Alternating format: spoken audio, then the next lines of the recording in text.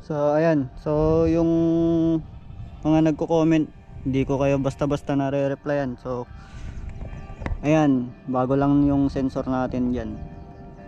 Nandun yung stock sensor. So bakit hindi natin kinabit? Kasi nung nag-testing muna tayo, ganyan muna. Hindi mo muna ikakabit kung yan talaga ang sensor yung sira. Hindi mo muna pwedeng ikakabit yan.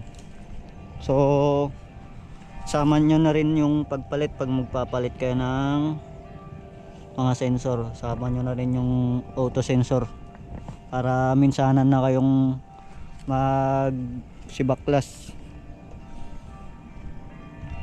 So yun lang. Ito lang kasi yung problema dati sa akin talaga, literal. Sinama lang natin yung oxygen sensor.